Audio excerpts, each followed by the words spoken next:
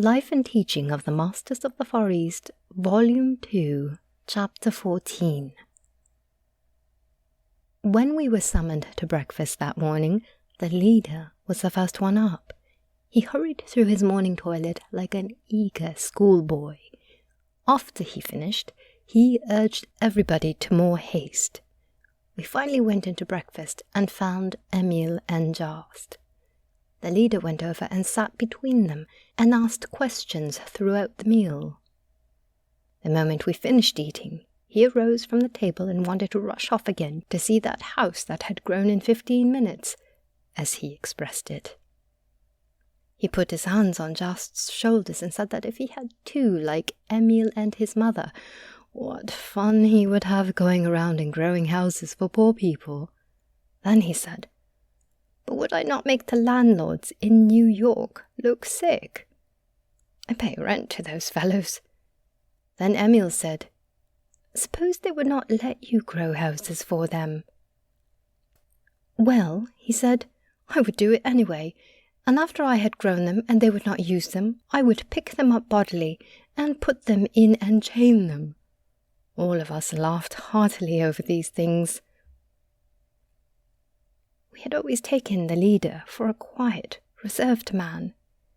He told us afterwards that the things he had seen set him on his feet, so that he could not help asking questions.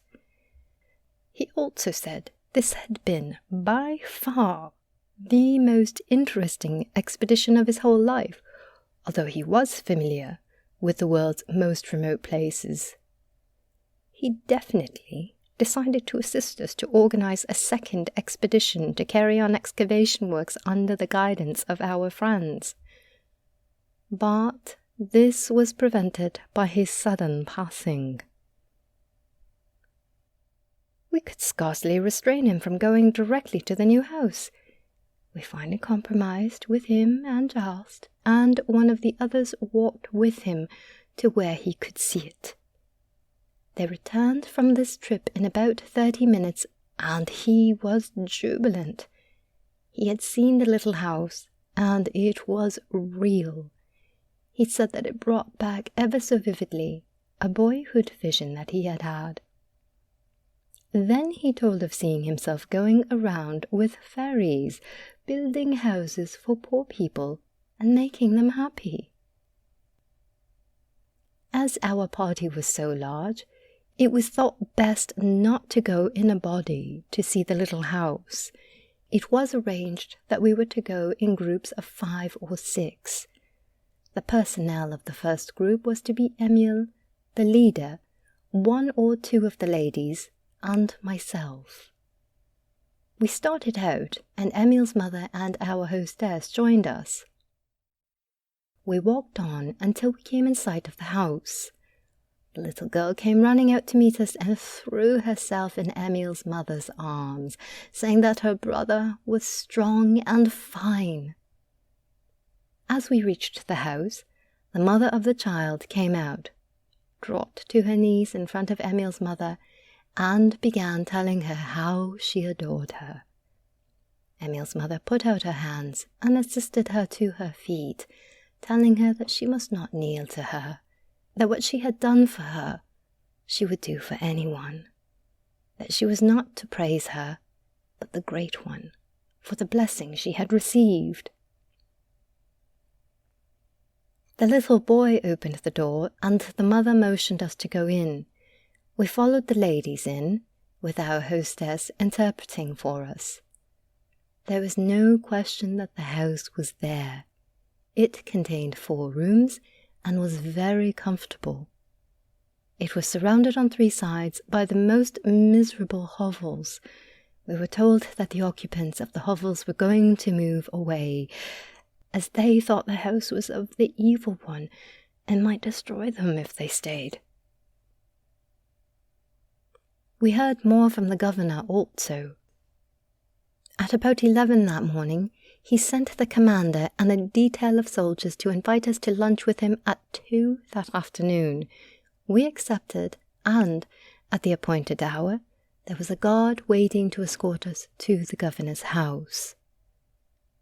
The the reader will understand there were no fine equipages in that country, so we used the only mode of locomotion we had, walking. When we arrived at the governor's house, we found that a number of lamas, including the high priest from the nearby monastery, had preceded us. We learned that this monastery housed from 15 to 1800 lamas and was of considerable importance. The governor was one of the higher body of priesthood of the monastery. We at first expected a lively discussion, but soon learned that the luncheon was only for the purpose of getting acquainted with the members of our party. Our friends were very well acquainted with the high priest, as they had met a great many times and had worked together. This, it seems, the governor did not know until that morning, as the high priest had been away from the monastery for about 3 years and had returned only the evening before our arrival. During the course of the lunch, we found that these lamas were well educated, had a broad outlook on life, had travelled a great deal, and 2 of them had spent a year in England and America.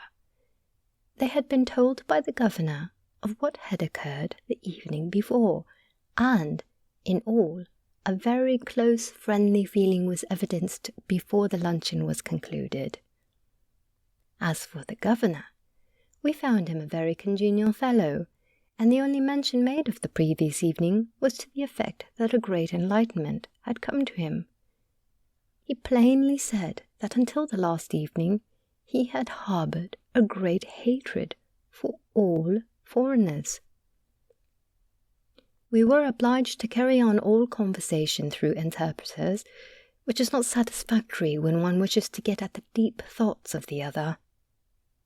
Before we left, we were extended a cordial invitation to visit the monastery and spend the next day there as their guests.